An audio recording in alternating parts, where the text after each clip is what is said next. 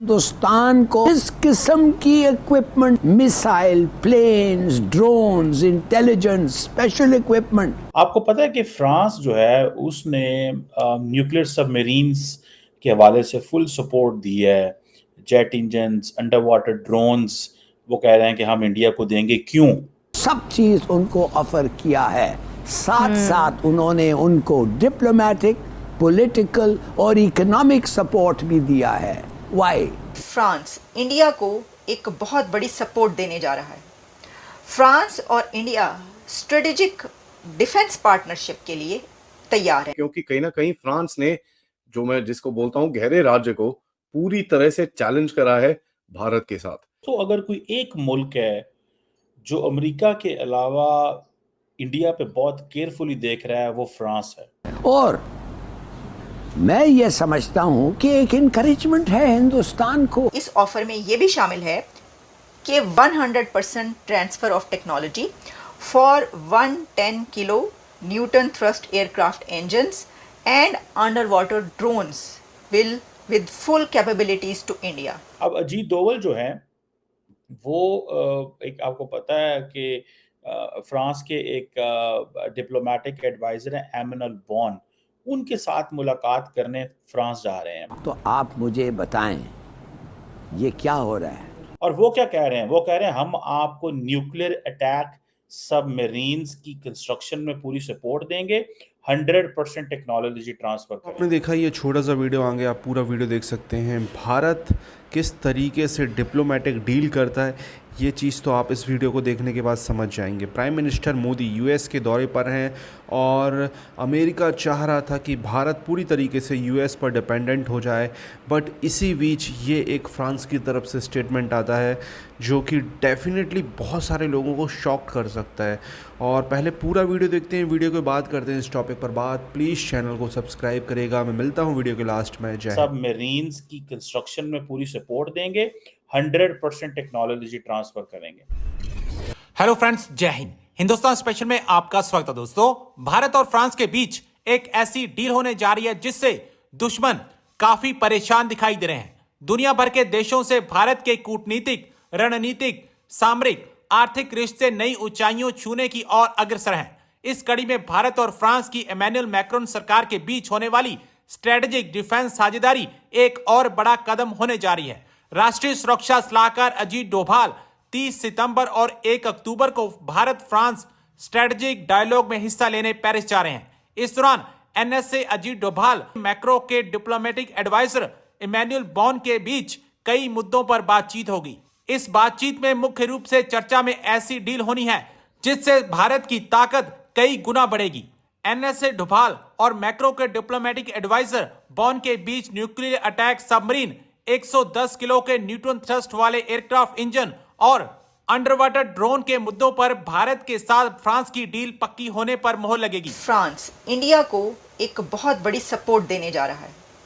France और India strategic defence partnership के लिए तैयार हैं। ये एक ऐसा स्ट्रेटेजिक डिफेंस पार्टनरशिप है जिसके अंदर फ्रांस की तरफ से इंडिया को मदद दी जाएगी, फैसिलिटेट किया जाएगा, सपोर्ट किया जाएगा for the construction of nuclear attack submarines. ये एक बहुत बड़ी खबर है और ये फ्रांस की बहुत बड़ी सपोर्ट होगी इंडिया को। और ये एक ऐसे वक्त में हो रहा है कि जब ये कहा जा रहा है कि जिस वक्त इंडियन नेवी इसके लिए पूरे तरीके से तैयार है और मोदी हुकूमत की तरफ से ये भरपूर कोशिशें की जा रही थी कि इस तरह की स्ट्रेटेजिक डायलॉग, जो स्ट्रेटेजिक डिफेंस पार्टनरशिप है, वो फ्रांस के साथ की जाए। तो देखिए, सिर्फ यही नहीं है, बल्कि ये जो है कि फ्रांस इंडिया को सपोर्ट करेगा कंस्ट्रक्ट करने के लिए न्यूक्लियर अटैक सबमरीन। सिर्फ सबमरीन नहीं, न्यूक्लियर अटैक सबमरीन्स हैं ये। उसी के साथ इस ऑफर में ये भी शामिल है कि 100% transfer of technology for 110 kilo newton thrust aircraft engines and under water drones will with full capabilities to India. तो देखिए, ये जो एक पूरा पैकेज है जो फ्रांस और इंडिया के बीच अब होने जा रहा है, जो कि इंडिया को बहुत स्ट्रॉन्ग करेगा और इंडियन नेवी को जो है वो आप देखेंगे कि कितनी इससे ताकत मिलेगी। अब इसके अंदर ये कहा जा रहा है कि देखें, अगर आप यूरोपियन कंट्रीज़, यूरोप और इंडिया के ताल्लुकात रिलेशंस देखें तो बहुत ज़बरदस्त हैं। आप अमेरिका के साथ उनके रिलेशंस देख लें तो क्या ही बात है। आप मतलब कौन सा कंट्री है दुनिया का, रशिया के साथ देख लें, आप यूक्रेन के साथ देख लें, आप पोलैंड के साथ देख लें, आप अरब कंट्रीज़ के साथ देख लें, सऊदी अरेबिया, यूएई, वो कौन सा कंट्री है भाई जिसके रिलेशंस इंडिया से अच्छे ना हों। आपको पता है कि फ्रांस जो है उसने न्यूक्लियर सबमरीन्स के हवाले से फुल सपोर्ट दी है, jet engines, under water drones, वो कह रहे हैं कि हम इंडिया को देंगे। क्यों? अभी 2 दिन पहले जब आपको ये पता चला होगा कि अमेरिका के अंदर जो न्यूयॉर्क की एक डिस्ट्रिक्ट कोर्ट जो है उसने नरेंद्र मोदी के आने से पहले इंडिया के जो नेशनल सिक्योरिटी एडवाइज़र हैं अजीत डोवल, उनके जो कोर्ट समन्स जो हैं वो निकाले और कहा जा रहा है कि ये इसकी जो वजह थी वो यही थी।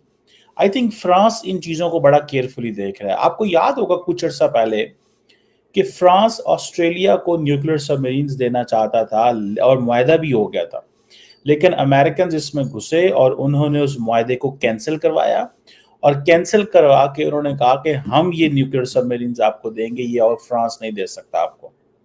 आज फ्रांस ये चीज़ महसूस कर रहा है कि इंडिया जो है वो अमेरिका के बहुत करीब तो है, लेकिन अमेरिकन फ्रांस इंडिया को पुश कर रहे हैं। किस चीज़ पे पुश कर रहे हैं? वो जो पन्नू का इंसिडेंट था, तो ये दुख तो होता है कि ये क्या कर रहे हैं। अब अजीत डोवल जो है वो एक आपको पता है कि फ्रांस के एक डिप्लोमेटिक एडवाइज़र हैं एमैनुअल बॉन, उनके साथ मुलाकात करने फ्रांस जा रहे हैं और मोदी साहब अमेरिकन को ये बता रहे हैं कि भैया ये जो आप लोग फ्रांस जा रहे हो, या मोदी साहब उनको ये बता रहे हैं कि ये जो आप करने जा रहे हो इसमें एक चीज़ को जहन में रखें। और वो क्या चीज़ जहन में रखें कि हम अगर आप हमें ज़्यादा तंग करेंगे, आप हमें ज़्यादा पुश करेंगे, तो आप इस चीज़ को जहन में रखिएगा कि हमारे पास और भी ऑप्शंस मौजूद हैं। और वो कौन सी ऑप्शंस मौजूद हैं? उन ऑप्शन में फ्रांस सर-ए-फ़हरिस्त है। वो कहते हैं फ्रांस के पास चले जाएंगे। और वो क्या कह रहे हैं? वो कह रहे हैं हम आपको न्यूक्लियर अटैक सबमरीन्स की कंस्ट्रक्शन में पूरी सपोर्ट देंगे, 100% टेक्नोलॉजी ट्रांसफर करेंगे। ठीक है जी। और एयरक्राफ्ट इंजन्स हों, अंडर वाटर ड्रोन्स हों, ये कैपेबिलिटीज हम इंडिया को ट्रांसफर क्योंकि करें। कहीं ना कहीं फ्रांस ने, जो मैं जिसको बोलता हूं गहरे राज्य को, पूरी तरह से चैलेंज करा है भारत के साथ।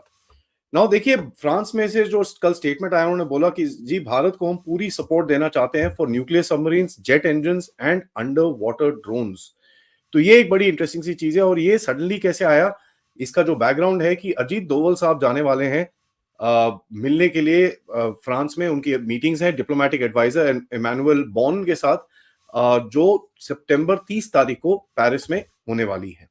तो उसके वो आने से पहले ये स्टेटमेंट आया, और ये इंटरेस्टिंगली स्टेटमेंट आया जब मोदी साहब यूएस के अंदर हैं, और जिस तरह की चीजें यूएस ने कोशिश करी मोदी साहब के साथ करने की।